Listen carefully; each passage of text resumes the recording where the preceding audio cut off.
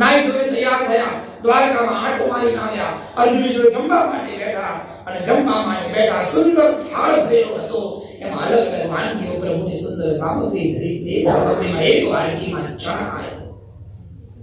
ચણાનું શાક જોયું ભગવાને અને આજે પ્રભુ રડી પડ્યા. કોની યાદ આવી? એટલે ભગવાને કીધું, કૃષ્ણ એક વાત કહું, મારો નાનપણનો એક મિત્ર હતો, ગુરુઆશ્રમમાં રહેતા હતા.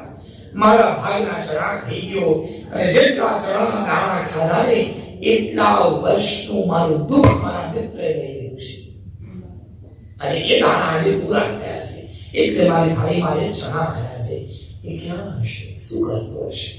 મને યાદ આવે છે. કથા બે સાંભળી તો રોજ કથામાં આવજો. હવે કથા નંબર 3. બોલો જય શ્રી કૃષ્ણ. સવાર પડી, પ્રભુ જાગ્યા જમવા માટે બેઠા અને સાહેબ આ કથા તો અદ્ભુત કથા છે. જમવા બેઠા, 56 ભોગની થાળી પ્રભુની આગળ બેસવામાં આવી. અનેક પ્રકારની વાડકીઓ પડી છે. બધી વાડકીઓમાં વિવિધ પ્રકારની સામગ્રી, દરેકની ઉપર તુલસીનું પાન અને અજાણે આ દ્વારકાધીશ ખાઈને ધક્કો મારી દીધો. ખાધું નહીં, કોઈ દિવસ આવું બને નહીં. દ્વારકાધીશ ક્યારેય અન્નનું અપમાન ન કરે, પણ આજે કર્યું. થાળીને ધક્કો મારી ઉભા રહીને કક્ષમાં રૂમમાં જતા રહ્યા. ખૂબ રડ્યા. બધા સમજાવે પણ એ કહે નહીં, કે બોલે જ નહીં. બલરામ આવ્યા. બલરામે દ્વારકાધીશને છાતી લગાડી, ભેટી ગળી લગાડી, પૂછું કાના શું થયું મને કહેતો ખરો મારા ભાઈ, શું થયું, કેમ આટલું બધું? હિસાબો કર્યો. બલરામે એક વાત કહું, આજ વર્ષો પછી મારી સામે જરા 56 ભોગની થાળી આવીને એ થાળીમાં મારી નજર પડી. 111 વર્ષ વીતી ગયા. 111 વર્ષ પછી મારી થાળીમાં આજે કોકે માખણ મૂક્યું છે.